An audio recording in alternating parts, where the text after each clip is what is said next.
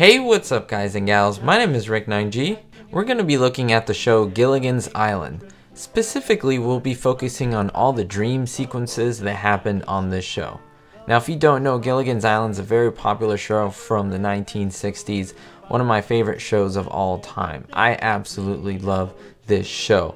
So let's take a dive and look at all the dream sequences and see all of the adventures that the gang had off of the island.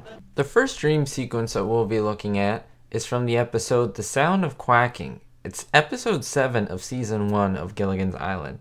Now why is this episode so interesting? Well, it's the first one with a dream sequence, but it's also in black and white. And so the focus of this episode is on a duck. The minute I see that Gilligan, I'm gonna fill him full of gold.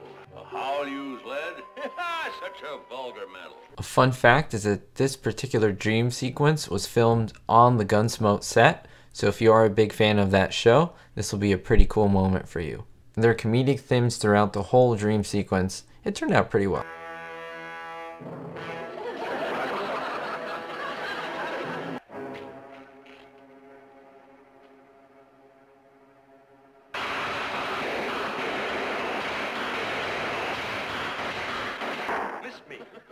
Most of the dreams that are shown on Gilligan's Island come from Gilligan himself. However, in this sequence, we see 4 characters who are having dreams about women. You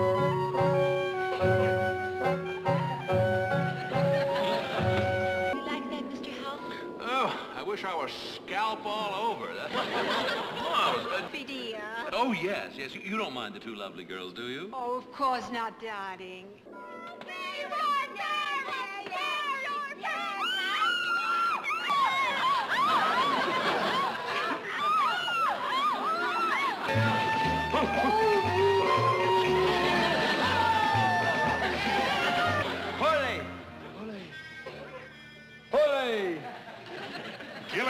This dream sequence is interesting because we have a special guest star who comes on the show. He plays a dictator, and Gilligan believes that he is a dictator in this dream.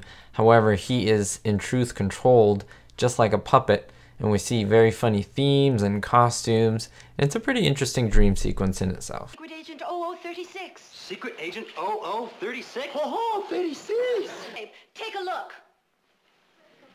Not at me, at the state of the country. The following dream sequence is very unique because it completely centers around Mr. Howell. In the dream, he's a gold prospector and finds a huge bounty in gold. He is tricked away from his gold and finally stripped of all his wealth. It's a pretty comedic sequence, but in my eyes it's very unique because it is focusing completely on Jim Backus. I've got 4 aces.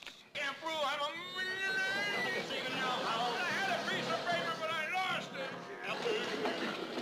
Here's another dream sequence that's not focused on Gilligan. Instead, it's focused on Mary Ann. Mary Ann believes that she has some type of incurable disease and finds herself in the hospital. However, it's comedic to see all the castaways come in as different type of doctors, characters, nurses, and even the professor playing a Cary Grant type character. Oh, Doctor, I'm still alive.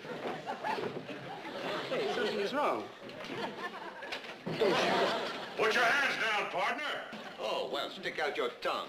You've got a severe case of rheumous iglumus. What is rheumous iglumus? It's a medical term, my dear, no concern of yours. Oh, but I'm the one who's got it.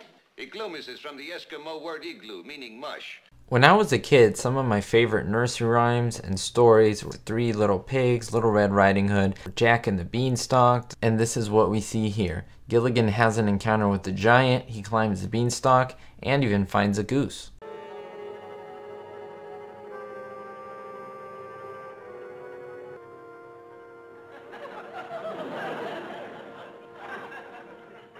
Giant, You think I'm afraid of a mean and cruel giant?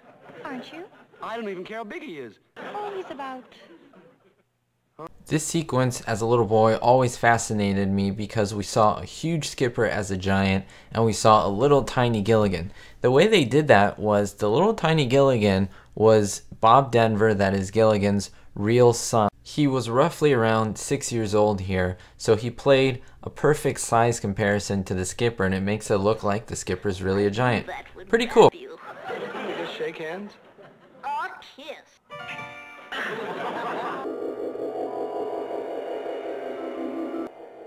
you're beautiful, especially for an old hag. Now personally, this is one of my least favorite dream sequences. The reason is there's not much behind it. You just see the 7 castaways as old people, and well, they have some comedic adventures, but that's about it. So I'll leave you a few scenes just so you can see what it is.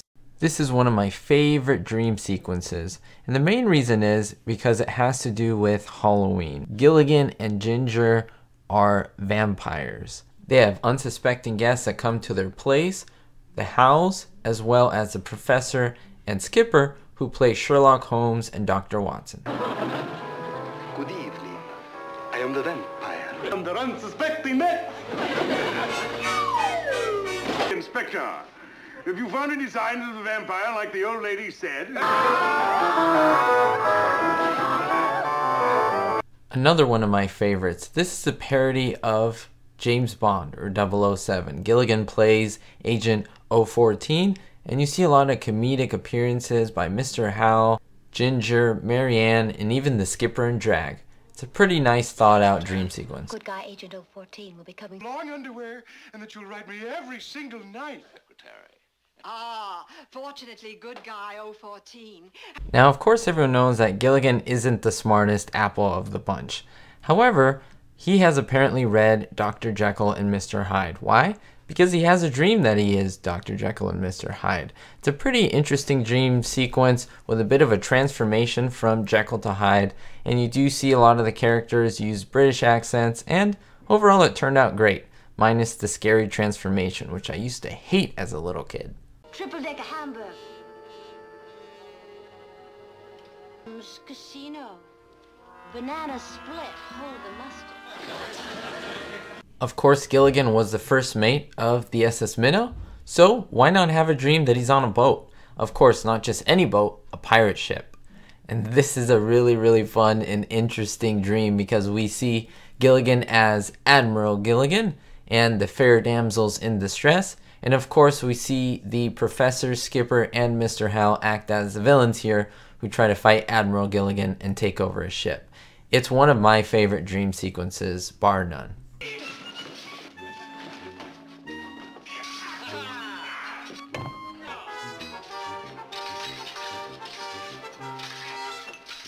As we previously mentioned, continuing with the fairy tale theme, we have Mrs. Howell's dream where she is Cinderella. The Skipper is dressed in drag. You see the 2 girls as the evil stepsisters. Mr. Howell is of course the handsome prince, and Gilligan is the fairy godfather.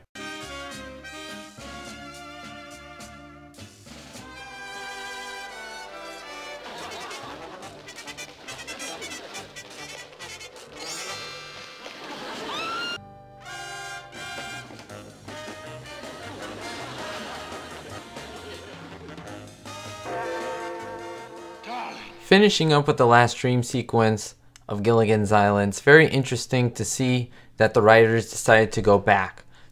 Not hundreds, not thousands, but hundreds of thousands of years to the caveman era. And we see castaways as cavemen and women, and we see some crazy Flintstone type antics. It's really interesting to see, noting that the Flintstones was popular at this time. Wrong way. Fall off edge. Must get Gilligan and Skipper away from Chief Thank you so much, guys and gals, for watching this episode on the dream sequences of Gilligan's Island. If you want to see more Gilligan's Island content, just please leave a thumbs up or let me know down in the comments. I regularly read the comments entirely and I answer back if they're directed at myself. So thank you so much for your love and your support. Thank you for liking, commenting, and subscribing. It does mean a lot. I'll see you all next time. Don't forget to browse the channel, and most importantly, be hopeful.